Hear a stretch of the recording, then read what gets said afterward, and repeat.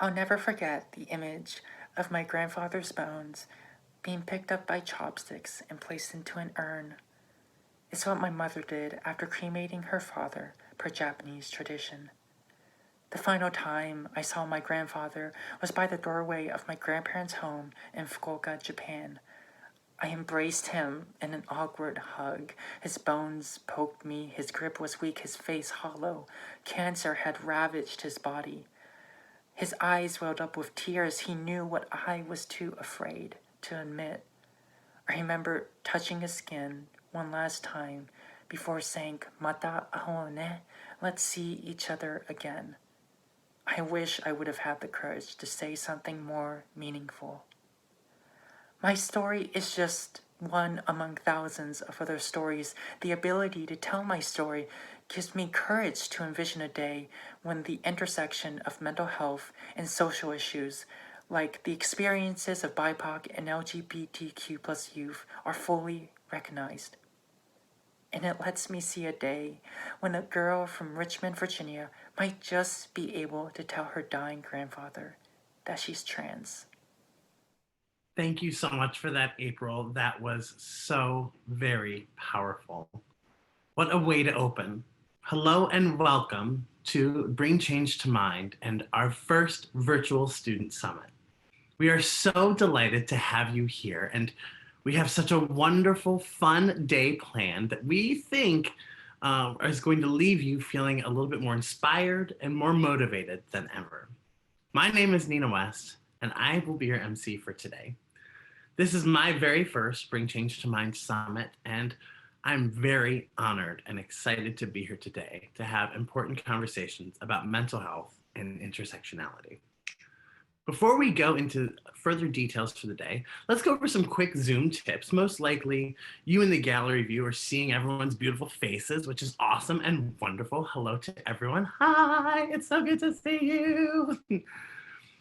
It's so good to see you all. Now, you can keep it that way if you'd like, or if you want to, you can just put up speaker view, and this will feel more a little bit like a conference. So you can only see my face and later on our keynote speakers' faces.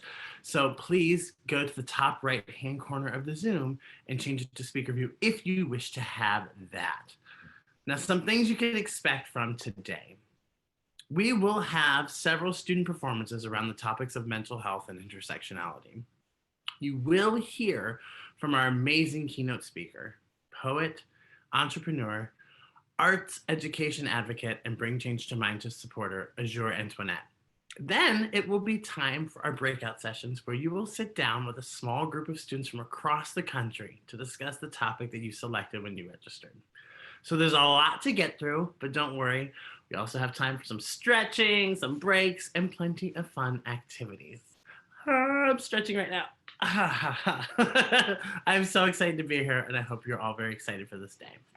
As we officially begin our program today, we'd like to first go over some key community guidelines for the day that will provide some success for all of us. First and foremost, we want you all to feel like this is a safe space to learn and to share. So we ask that everyone is respectful, and we ask that you listen to what the others are saying in these groups, both in the keynote and, of course, in these breakout sessions. Since we are working in this wonderful world of Zoom, which I'm sure since March you've become very accustomed to, please remember to keep yourself muted. We also love to see your inspiring faces. This is why we're here, for a sense of community, for a sense of gathering, and the sense of a shared experience. So please keep your camera on so we can all feel like we're a part of a collective experience together. That is so very important, especially here at Bring Change to Mind. Self-care is also a priority at Bring Change to Mind. So if you feel like you need to take some time out or maybe some steps away from the conversation, please feel free to do so at any point. If also you need assistance or have a question throughout the day, you can also ask any of our volunteers and staff. You'll be able to identify their Zoom name and the title. It will say staff or volunteer. Lastly, but most importantly, we want you to have so much fun and learn as much as possible today. We've never had the opportunity to bring students together from all of our regions, so please enjoy the event and all of the activities and take this opportunity to make new friends and find more commonalities. I'm really thrilled as I introduce this next portion. I'm really thrilled to have this opportunity.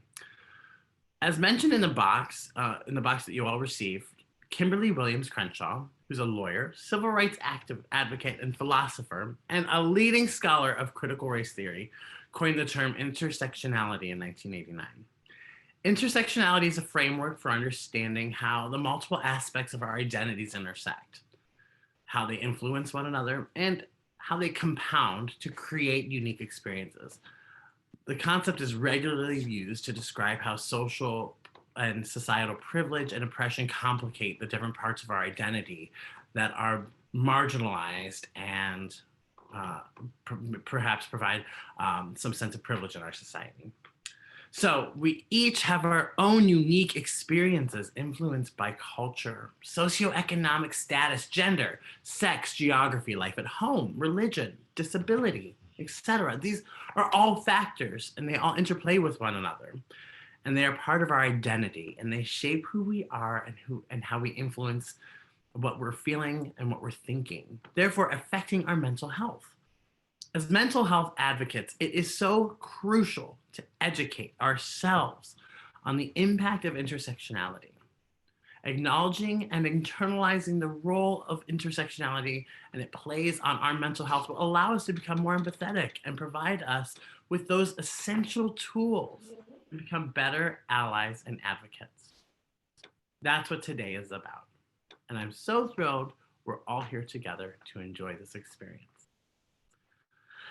Now, I am more than delighted to invite someone from my hometown right here in Columbus, Ohio, to perform an incredibly powerful piece on the intersection of BIPOC and mental health.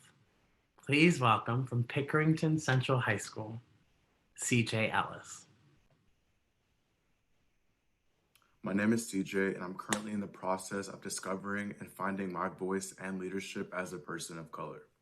As a freshman, I remember hearing the devastating news of Parkland. I remember the uncertainty and the uneasiness. I remember the moments of silence.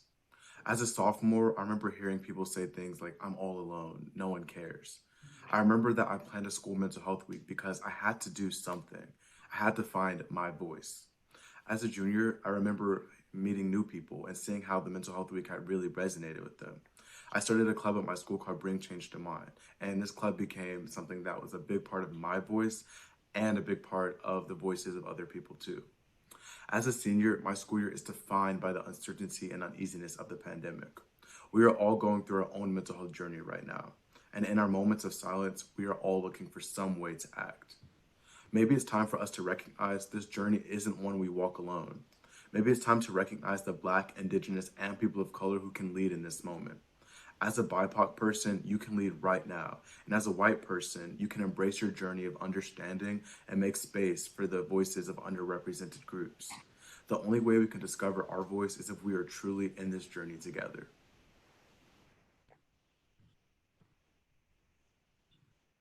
Thank you so much, CJ, and thank you for those really important and powerful words. Now, I am thrilled to welcome to the Zoom stage, the Zoom stage, if you will, someone with remarkable talent whose work I find inspiring and incredible, thought-provoking, challenging, and very important. Called the Maya Angelou of the millennial generation, Azure Antoinette is a poet, a spoken word artist, a brand humanist, and a creative strategist. In 2011, she founded Alchemic Press, an independent publishing house for poetry and narrative literary work, as well as a studio Alchemy, an arts in education program that provides custom workshops that excite and educate teen girls on how spoken word, performance poetry, and social media can actually make an impact and change the world. In 2012, Azure was featured as one of Forbes' 100 most powerful women in the world, as well as in a special section, Women Helping Women.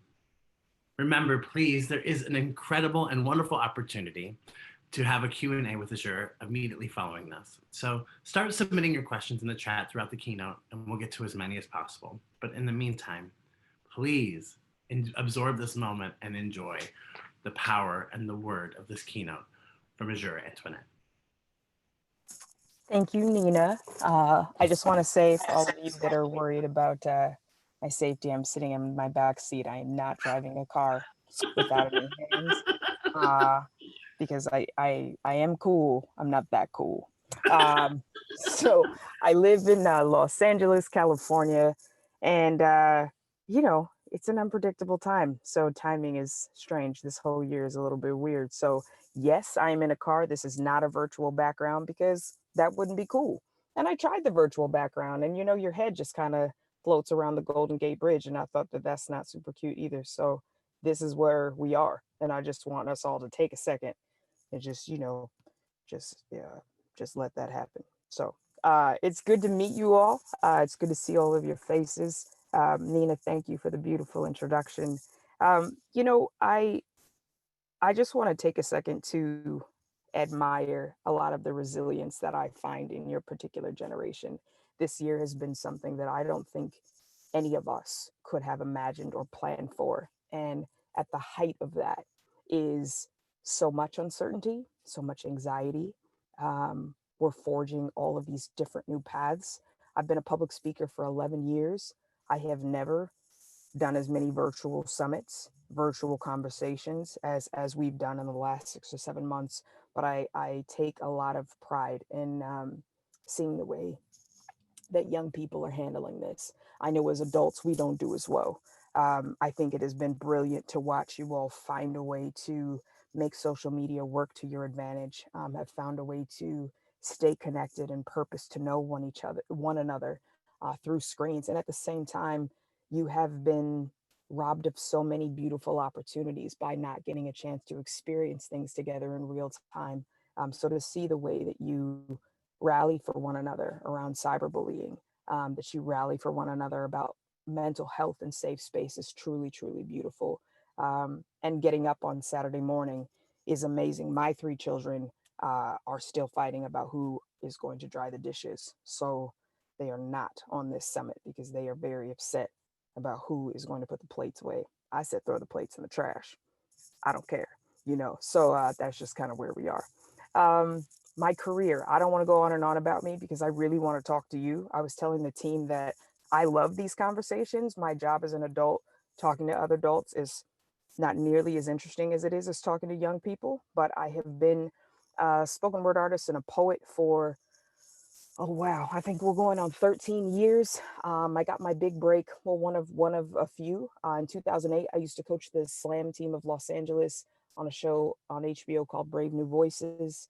Shortly after that, I got discovered on the world stage of the Women's Conference, which was held by the First Lady of California, Maria Shriver, who is I believe, the great niece of John F. Kennedy, one of our past presidents. There, I met Oprah Winfrey. As Oprah says, you get a poem, you get a poem, you get a poem. Then everybody wanted poems. Then after that, I did some TED Talks. And then I wrote a pilot for ABC Family and did some stuff with the folks from Pretty Little Liars, a show I have never understood. I watched it all. I don't know why you just keep answering text messages from somebody who clearly is dangerous. That just don't make any sense to me. I don't know how that show was on as long as it was. I don't, that's ridiculous. What kind of nonsense is that?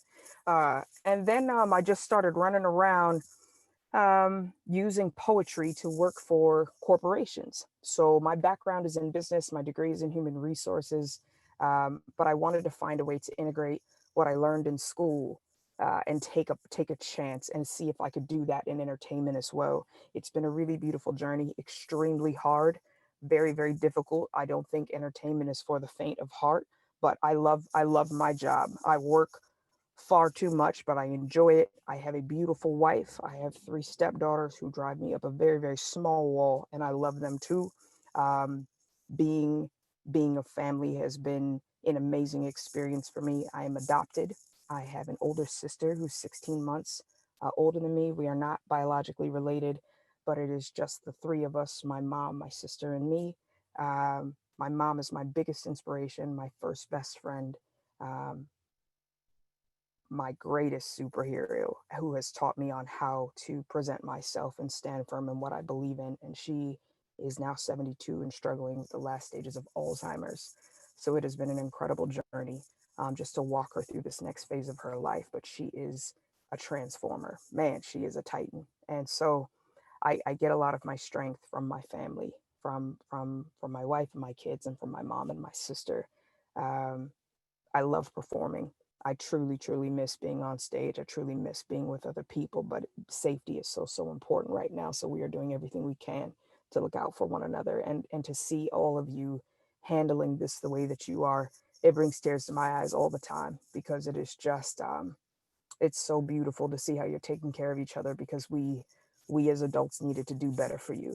And so I honor that. I can't wait to hear your questions, and listen to some of your stories. And so um, I would love to see if we can do that. I don't know how.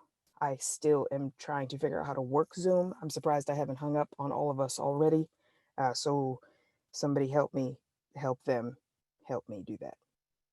Yep. Nina, help me. I'm here. I am here for you. You, you are so remarkable, and I can't even begin to thank you enough for using your voice and your talent Oh, for thank you. so many of us. And Thank you. I can't think of anyone better to be here today to talk about these important conversations. You look so beautiful so early, and I just don't even understand. Like, I was like, where is my other shoe? You know what I mean? Like, I can barely get it together. Like, that's crazy. Trust me, me too. I was having a hard time. Yo, I woke up and was like, what happened? Why? What do you mean? Yeah. So the Right kids were there. like, she put my phone in the water. I'm like, why would you do that? Why would you put her phone in the water? You know, like, you don't have a job. You don't have a job. Now I have to get another phone, you know? Look at you. So we're gonna take some questions. For all of Yes. you watching, this is such a great opportunity to talk about these things. So Yeah. you can please put the questions in the comments, in the comment section of the Zoom chat. I'm looking right now at the chat. Dr. Megan, your background, your bed is so nicely made. That's so nice. I'm going to screenshot it and show it to my kids. And be like, see, Thank you very much. that's not hard. It's kind of Southwest. It's kind of fun. Yeah, I'm going to send them all three. Everybody coming over today. Help. Okay, so one of the questions in the chat, Azure, is Yeah. what has been your favorite topic to speak about?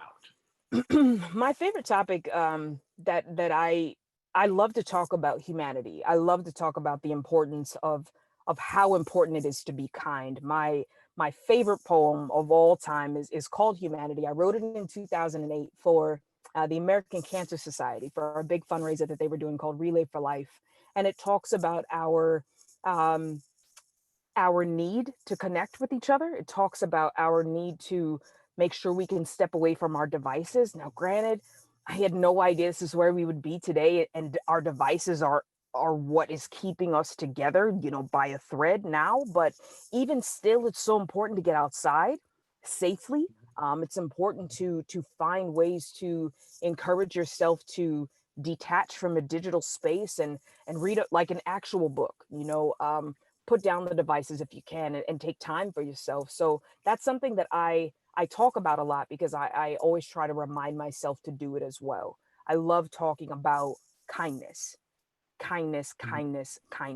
That for me is what could fix so many things that are happening in our country and in our world. And the intersectionality, I don't know if I have ever Sure. met anyone with more of a definition of that than you. Lord, You're for sure. adopted, Black, queer, Who's woman. Black?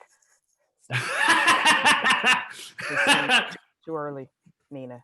Can you talk about how you have navigated that in your life to these students all over the country who are going to experience many things, and you have all of those. Sure. You know, it's been, when I was coming up, I'm 38. My children would tell you that is ancient. I'm sure some of you think that I'm not. I'm relevant. But it is, you know, coming up, there weren't any labels.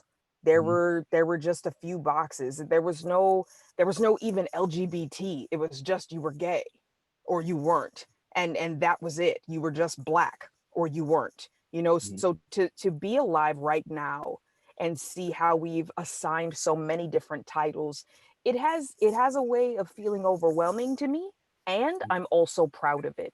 But I try to enter each space with an open mind. I work a lot in the industry because I can represent so many different conversations. I do take that as a blessing.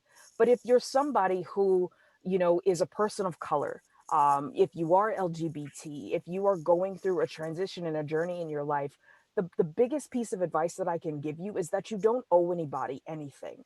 It is up to you first to take care of yourself. You have got to look after you. And today we call that self-care. We call it so many different things. No one can define that path for you. If for you, it's just, I want to sit still today and just do anime. If for you, it means I don't want to do any of that and I like crossword puzzles, that's okay. Social media is an accessory. It's an accessory, not a replacement for humanity. Do Yeah. not get overwhelmed by what this thing represents. I can't imagine what it would feel like if my 19.7 thousand Instagram followers were actually behind me. I don't have anxiety, I think, but that many people standing behind any one person, that's a lot of folks. That's a lot of Costco's. That's a lot of information. So, you know, that for me, I don't put a lot of stock in that. You know, social media is a way to be able to see people's stories. I like to tell folks that it's not just about the highlight reel. You can post what you want. And for me, the way that I manage my page, if you're not being kind to someone else, I'm not here for that. There is a way to talk to people. There is a way to talk to people through adversity. We're all not on the same page, and that's also all right. But take these opportunities to look after you first. You cannot educate and enlighten people if you yourself feel so dark. So that's the thing for me. That's been something I've been struggling with too in the last 6 months in the racial unrest that's happening in the US. I do a lot of diversity and inclusion counseling for large corporations. Zoom is a client that I work with, and it's heavy. It's really intense to be able to answer all of these questions all the time. And I feel that way sometimes about being gay. I feel that way sometimes about being Black and Puerto Rican. I feel that way about being a woman. I feel that way in so many spaces. I have multiple sclerosis, which is a massive disability. I don't always want to represent the whole caucus of something. So when people say, Right. well, how do you guys feel about this? Well, I haven't spoken to everyone. I'm going to need some time to tally up all that information, you know, but how I feel about it is this, you know, and that's fine. That's all right. That it really is okay. Now we're going to get to some student questions here in a second, but I want to piggyback because I think kindness is really key. And I do want to ask you, how do you negotiate kindness in a world right now that seems so divisive and crippling towards anyone who has, I guess, as you said, the boxes, anyone who has an otherness? How do we, who might be of an other, how do we execute kindness in this world, and how do we maintain that messaging and belief? How do we hold on to that? What is your recommendation for that? You know, I have to tell you, Nina, it is, in all honesty, I am struggling with it. I am Hmm. struggling with it. Yeah. And I keep myself in spaces and around people who allow me to struggle with it. If someone needs me to feel better, that's not a safe space for me. I have to be around people who make room for the way that I feel. And if there isn't that space, I keep to myself. Um, I think that for me at this stage in my life, I cannot continue my work as a motivational speaker and an inspirational writer if I don't feel inspired. So I am doing my best to keep my circle small. It isn't about the thousands of people. It isn't about the thousands of likes or the hundreds of hearts and all. It's just not about that. It's about, at the end of the day, if it's 2 a.m. or it's a rainy afternoon and you just feel like you can't do it, do you have somebody that you can call? Do you have somebody that will be there for you and just Uber Eats you a burrito because you really like burritos. For me, it's cinnamon toast crunch, you know, so I have to hide it because my children eat it. So I keep it in the car so they can't find it. But then they found my keys. So now we have to come up with another solution. You know, so it's a thing that you want people that care for you and care about you. Mhm. And they don't need anything from you. It's really important to make sure that in this time you're just surrounded by soft spaces, soft edges and soft spaces so that you can continue. The bad days don't last always. The heavy feelings are temporary. The discomfort is temporary, and that's different for everybody too. But just be around people who make room and allowance for you because that in itself is kindness. And right now, I have to monitor how much news I take in, how much I read, who I follow on socials, because it's triggering. It's really, really triggering.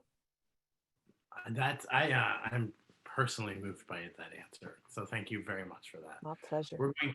We're going to welcome Ananya Ravi. Or Ravi, I hope I'm saying it right. I apologize if I'm not. Ananya, would you like to ask your question? That'd be wonderful. Okay. Hi. Hi, honey. Hi. I was wondering, can you hear me? Yes.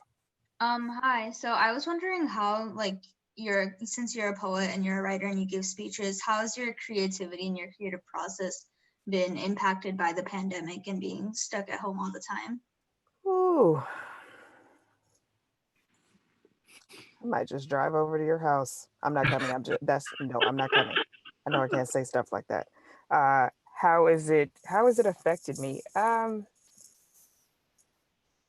I think in the beginning, I'm on tour like 70% of the year. So in the beginning, I was like, oh, this is so cool. I'm going to be at home. I'm going to get some plants and this is going to be great. And then it went on for another 7 months. And now I have had enough. I am over it.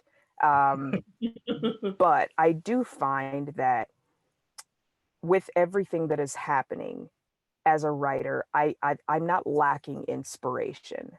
And sometimes I don't always feel like I want to write something inspiring. But what I have been trying to do is give myself the space to tell a story. When I sit down to write, I don't sit down to write a poem. I don't sit down to write something with an end game in mind. I just kind of let the poems write themselves. And sometimes it's prose, sometimes it's a short story, sometimes it's just a line. But I have found that with everything that's going on in the pandemic, it's given us a chance to see the world differently. It's given us a chance to see America differently. And in that, there are so many different things that we can talk about. So maybe I don't always know what I want to say, but you know what I do? I make a note. I open the notes on my phone and I just make a note. It could be a line or a link. And I'm like, go back to that, Azure. Like, go back to that when you're ready and try that again. And that's what I've been trying to do. How about you? What have you been doing? For me, it's mostly just like, I guess not that I don't have ideas, it's that I have less motivation to actually go through with them. So I guess what I do, the best thing I can do is like try to set aside some time for it, or like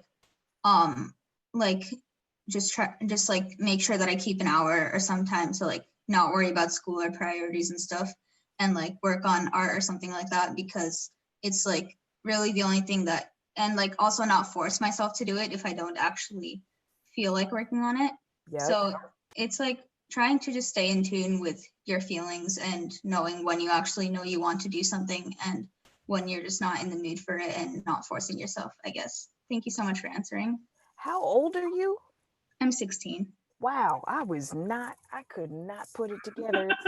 I just didn't have, you were like, so what I try to do is like effectively, I was like, what? I was just eating Doritos. I just had Cheeto dust all over stuff. My mom was so mad about me touching stuff. You are great. You're smashing it. Help me. Coach me. Help me. Help. Sure, I know. I am always blown away how Man, I wasn't like this when I was their age. I'm like, Nope. wow. Whoa. I know. Nope. It was Dorito dust all over my But fingers like, and my mouth. thank God, Nina, they didn't have social media. I would not have a job. I know. Yo. I know. I would have been done. I can't imagine growing up in this world. Now, Nope. Eva Montgomery, you're next. Hi. What's up, Eva? Just paying attention and guys. I love it. Yes. She was like, I'm. I was just wondering if you could tell your younger self one thing, what would you tell them? Oh man, I would tell her to slow down. I would tell her this is not as dope as she thinks it's going to be. I know you said one thing, but there's a few other things I would tell her. I would be like, you just have bills. You just have to pay for stuff. So eat a snack and sit down. That's what I would tell her. Woo. Being an adult is not even awesome. Like, I would much rather be hanging out. So I think just slow down. If there was one thing, Eva, I would tell her, be present, because that is the gift. That's what I would tell her. Thank you. What would you tell your younger self? Probably not to care so much. Yo. Yeah. Yep. That part. Hands up emoji. That one. And I think that's Azure and Eva, I think that's something that's really interesting because that's I'm a little older than actually both of you. And it's the thing that that's always that thing that I personally have a hard. That's the thing I always have to work on is figuring out what to care about. How do you negotiate that? Azure, how do you negotiate that? Like, what do you prioritize? It's something that, and I'm sure you experience this too. I have to check myself sometimes because social media has become so massive in our careers, in our world. Like, you start to just take stock of these opinions and like of people you have never met and will never meet. The internet has armed people to be so vicious and so hard. So I have really just tried to, similar to what Miss Ravi was saying, like, give myself some parameters about when I'm even online, because I was looking at a video I did with the one of the cast members from Grey's Anatomy, and I started reading the comments. Worst idea ever. Like, nope, not super cool. So it's really about trying to make sure that I again am staying present, because like ingesting and taking on all of those thoughts from others, that people that don't know you, it can be really damaging. Like, I shouldn't care so much about that, but even at 38, I'm still like, oh, I shouldn't have posted that, or like, how come they didn't like this photo, or I don't understand why they didn't like the song, or how come they didn't like that video. Like, it doesn't matter. Like, there are people that are moved by my work. There are people that are able to find a better space for themselves or inspired to write their own story, and that's what I'm here for. That's what this is about. This isn't about the few people that have negative comments. Like, hurt people hurt people, period. Full stop.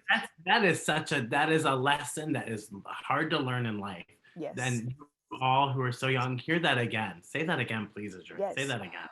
Hurt people. That's what happens.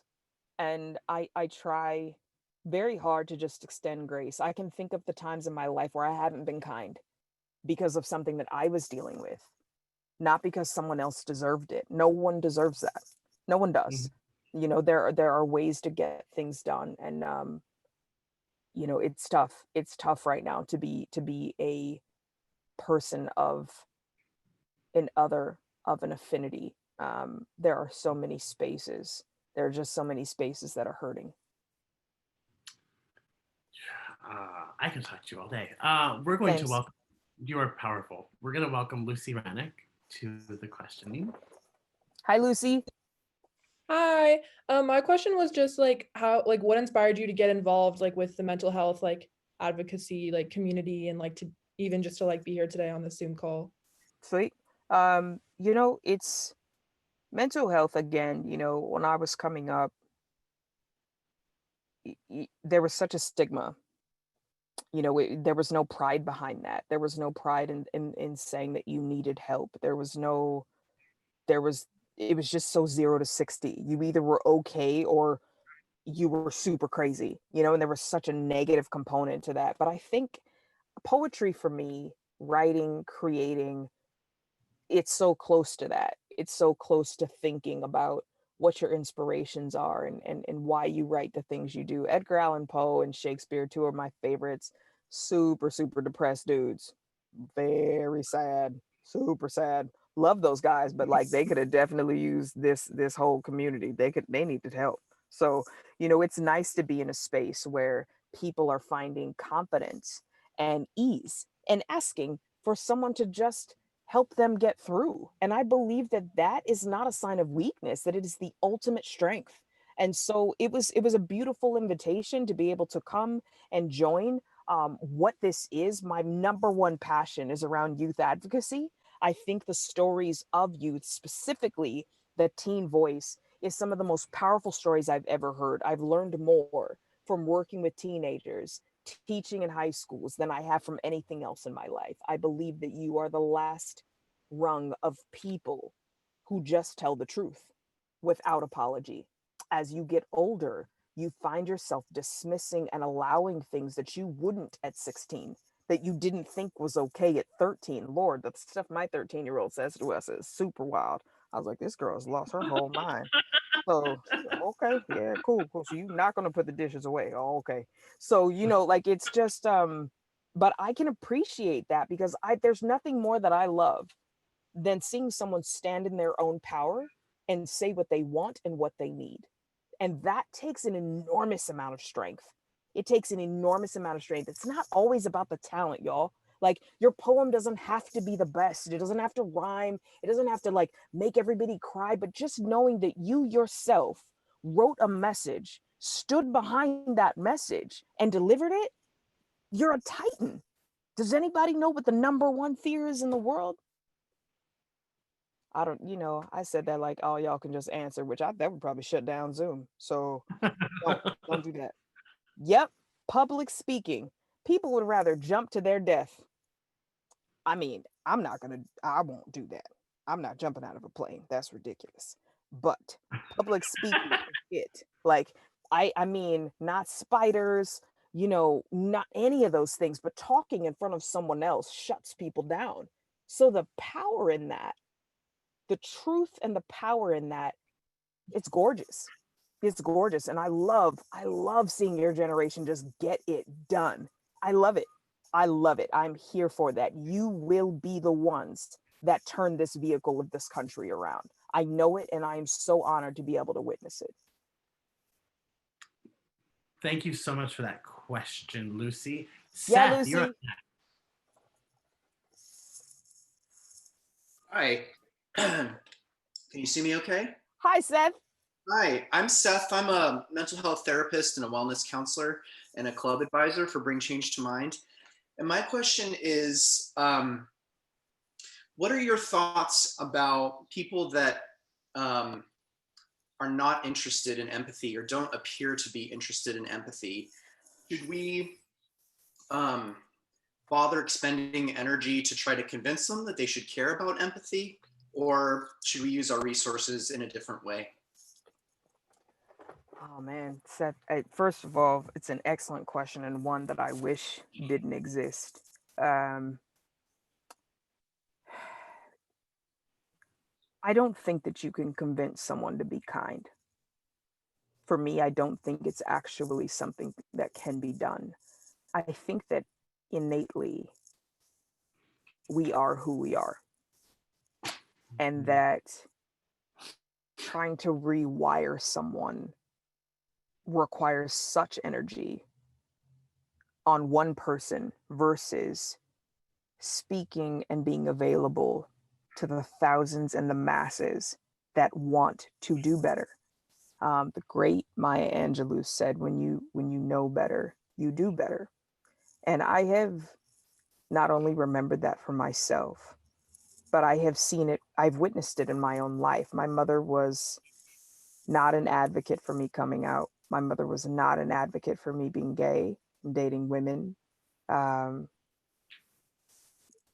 in this last 10 years, she's come to rely on me and to love me again. She's come to understand that I'm still her daughter regardless, that I am the same person that she has looked after her whole life, or my whole life rather, because in her innately, she is who she is and she is kind. I have not found the success in trying to work with people who are racist, who are bigots, who are homophobic. I do not spend my energy there because it doesn't do anything to them, but it takes me out. It takes me out entirely. And I am responsible with my platform and my career and my work to continue to be a conduit to get more stories out in the world. I cannot do that if somebody is siphoning all my energy. I think we can tell. I don't think that there's a blanket answer, but I think you can tell, you can feel someone's ability to care. And if there's an inch, if there's a space, then yes, by all means. But if it's not, once you know that it's done, be free of it. Wow. Hope Thank there's you. enough of us to convince enough. Yeah. Yeah. I mean, I'm not going to talk politics, but you know.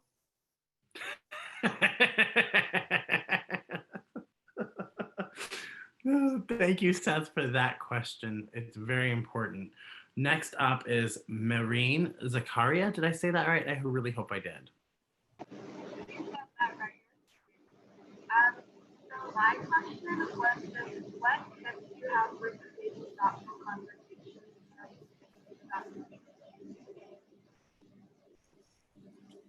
Okay. Is there a subtitle? Could we get? Yeah, let me see. Let me see if I can get that question here in the chat. Okay. Okay. Cool. Let me see if it is. Hold on, just let me see here. Here, I have it right here. Thank you so much, Liz. Yeah, of course. What tips do you have for creating thoughtful conversations in our communities about social issues today?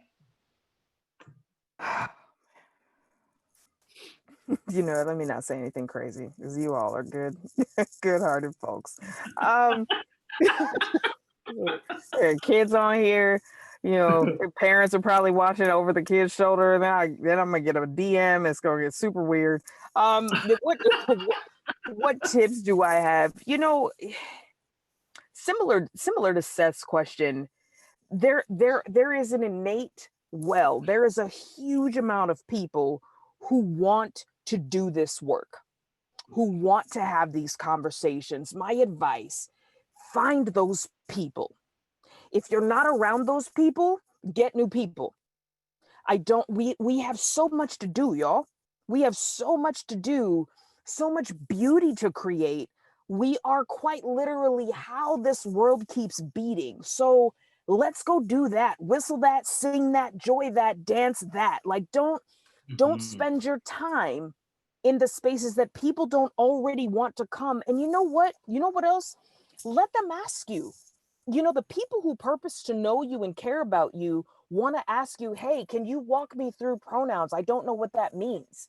Can you talk to me about identity? I don't know what you mean when you say what you identify as. Like, what's non-binary? Like, what do you mean that's a macroaggression? Like, how is that racist? People who care about you will purpose to know you. And those people, you can create a whole highway of information that is going back and forth. And we need to do a better job. People like myself, like Nina, like the staff running this amazing summit, we need to create and model more conversations of differing opinions. So say Nina and I didn't agree on something. We can sit here as human beings that have a mutual respect for each other. And I can say, well, I disagree with you on that. And she can say, well, this is why I think that, Azure. And I'll be like, you know, I never thought about it like that. So, okay, that makes sense. Yeah, cool. And she'd be like, yeah, you know, I guess I don't have that perspective. So thank you for sharing that perspective with me. And I'll be like, cool. Without name calling and gaslighting and getting crazy, like, We've got to show people how to get through and de-escalate. Everybody's at like a level 8,000 right now, like up top. And we need to bring it all the way down. You can't even hear. Have you ever been so mad you just threw something or hit a wall or hung up the phone or put your sister's phone in a cup of water? You know, whether or not you should have done that or not, you know, like you were like, rah, rah, rah, rah, like you can't really be spoken to. You can't hear anything because your walls are up. So if we found a way to just equalize, we could get so much accomplished, y'all. It doesn't mean that we're all going to leave and it's all going to be resolved. But at the end of the day, you can say, I understand that you feel that way. I want to make sure that you're not being oppressed, that you're not being mistreated. Even if I don't entirely agree with you, you do deserve human decency, respect, and kindness. And if there are people around you that don't agree with that, those are not your people. They are not your people. That is also a really tough lesson to learn in life. It's finding your people and then figuring out they're not your people. I mean, it's a tough journey. This is a tough journey. Yeah. And I think it goes back to what you've said, which is having those tough conversations with yourself and giving yourself grace, which I think we often forget to do. We have another question for you, Azure, from Megan Gervais or Gerway. I'm butchering these names. I'm so sorry. Can you hear me? Yes. What up, Megan? Hi. So my question was, how do you think the conversation around mental health and mental illness in general is different for Gen Z or like young people today compared to previous generations? And the same goes for like sexual identity or like the Black Lives Matter movement or any social issues today. Totally. First of all, I think, what is the name of this generation? The majority of you youngins, just what do y'all call yourselves? What is it? Somebody help. Gen Staff? Z. Gen Z. Okay. You have a clear path about who you are and what you're not and what you won't stand for. When y'all shut down that rally with TikTok, that cracked me up. I don't know how to use TikTok at all. And my manager's like, you have got to get on TikTok. I said, I will not do it. So, you know, like, but I think your generation has this beautiful capacity of just being like, okay, what do we have? How do we fix it? So your ability to just deductively reason about what you feel when you feel it and stand behind that is gorgeous. 7 ticks. Yeah, Sophia, heard that. So like, that's a beautiful thing. And in our generation, we, you know, we've seen a lot. I was in college when 9/11 happened. The 2000 election was a disaster with, you know, voter tampering and ballot misappropriation. That happened. The first Black president, that was an amazing, incredible day. Something living in Los Angeles, I could never describe to you how that felt. It was just beautiful to feel that. Gay marriage getting passed, phenomenal. My mom was in high school during the last kind of big section of the civil rights movement when Black kids were then allowed to go to school with white kids. Like, so I've seen a lot of things happen. I think that my generation, it doesn't grapple as much as, say, my mom. My mom's generation she's a baby boomer, right? And you know, identity to her makes no sense. She doesn't know what I mean when I talk to her about that. She thinks it's all too much. My mom's generation was very much like, that's not everyone's business. Keep that at home. That's fine, but you know, don't put everything out there. And what are people gonna think when, you know, like when I shaved both sides of my head, I had chemo and a lot of the hair started falling out. And my mom was like, "Are you upset? Is that why you shaved your head?" I'm like, no, this is not a reaction to my emotions. What is on earth? So, but that's how she processes things. So, we're trying to keep up with y'all. And it's important that you continue to hold us accountable and make sure that we allow you to continually be in these conversations, because mental health has just become the it girl. This is a new thing. This mental health didn't run the parties. Mental health was not the cool thing. Mental health is now as cool as Coachella, and Coachella is kind of burnt. So mental health is way cooler than that. Like, this is awesome. They were like, which app do you have? I was like, I have 3 therapists. I have 3 whole ones. I talk to them all week. We text. Sometimes we chat. Yeah, we hang out. I love my therapists. They always tell me I'm right. They're my only friends. Now I just pay people to hang out. It's cool. We good. So, like, that's a great thing. That's a great thing. You are continuing to teach us. I do think sometimes I worry about my daughters. They are 13 and the twins are 11. I think it's too much. I think you all are very young to be holding so much. And I worry about your capacity to just experience and be kids. I can remember spending entire summers outside, literally just running around. No concept of phones and texting and any of that. Like, it was all about going to get your backpack and your school supplies. And today, they don't care about that. My girls they're not worried about any of that stuff. And I just don't want them to get here so fast. I want you all to take pleasure when it's safe again and having a slumber party.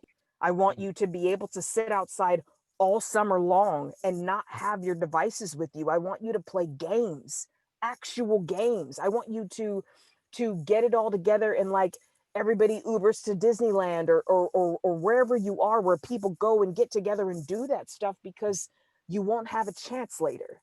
And I worry that your generation has to take on so much, because my generation and the generations before me did not make this place habitable for you. And I carry that a lot. I worry about that. So I do everything I can, whenever I can, to hang out in spaces like this, to go to schools and talk to folks and hang out and do as much as I can, because I just want you to know it's okay that you don't have it figured out. And there's not a magic day when you're older that you do. Now we're just worried as adults that we still don't have it figured out, but we're adults and everyone's like, how come you don't have it figured out? And I'm like, let me call my therapist. I don't know.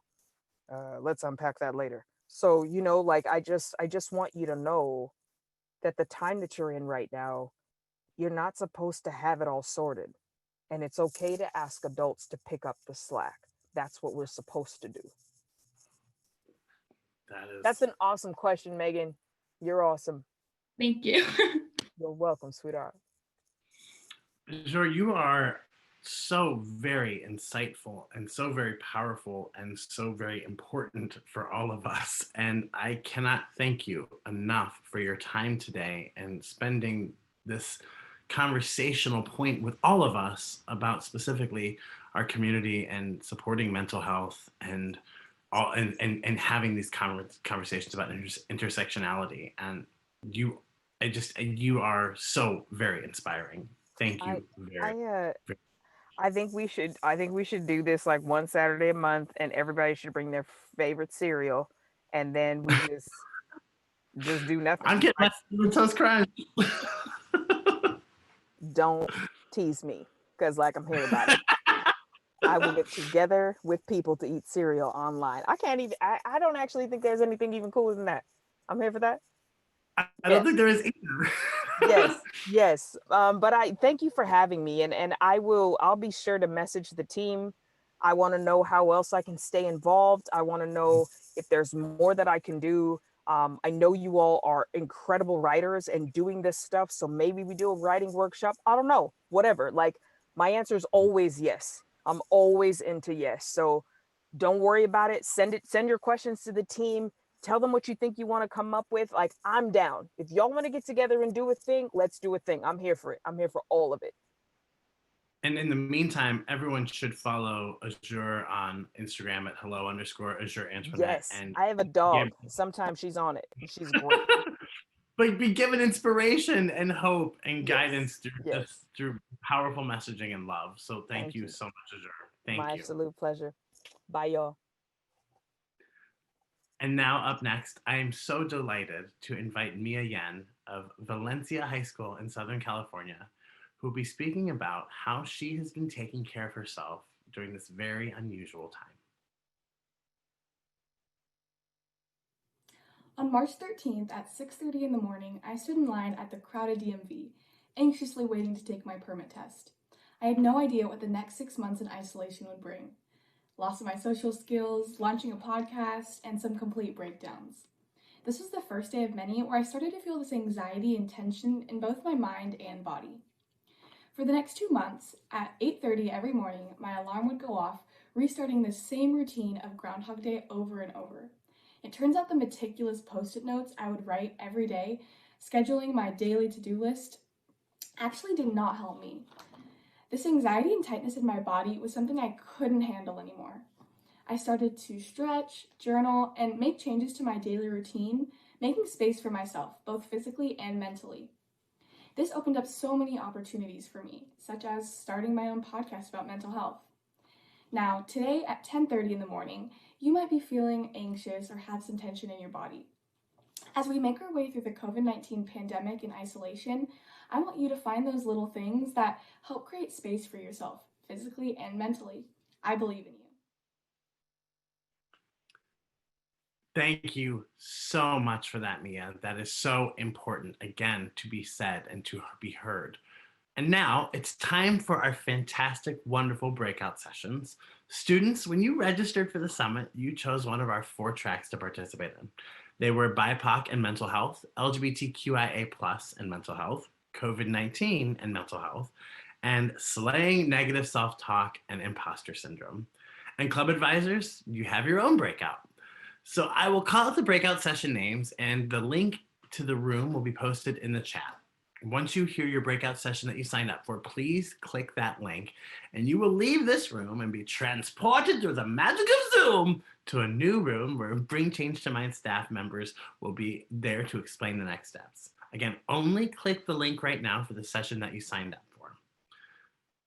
So now we have the breakout sessions in the chat, and as we do this, I just wanted to take a quick moment to thank all of you for being here, for engaging in such an important conversation today, and for having me. Bring Change to Mind has become very important to me, thanks to the work that they do both locally in my community in Columbus and nationally.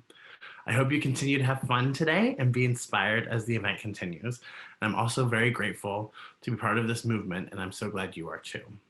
I am not enough. There's always someone better. Someone with a higher GPA, someone with more extracurriculars. Oh, you didn't have time to eat? Well, I only slept 3 hours. So competitive that our stress levels and busy schedules became a competition. The thoughts going through everyone's minds? I just failed that test. I'm gonna bomb this. My parents are gonna kill me. I am not enough. And I started to believe it. I can't compare. My 5 clubs don't compare to their 10. I have to do more. I found myself in 7 different doctor's appointments to find out why I was so sick. My doctors were telling me that my wheels were falling off. My body was telling me to stop. Stop running, stop chasing, stop trying to catch up to society's expectations. To stop telling myself that it wasn't enough, that I'm not enough. Before, daily things were hard beyond imagination. Before, when something good happened, I told myself I didn't deserve it. Before, anxiety took the place of oxygen. But now I know. I am enough. I took time to myself. I stepped back for a while. I found the courage to say no. I prioritized my mental health. I am enough. And I am here to tell you, you are enough.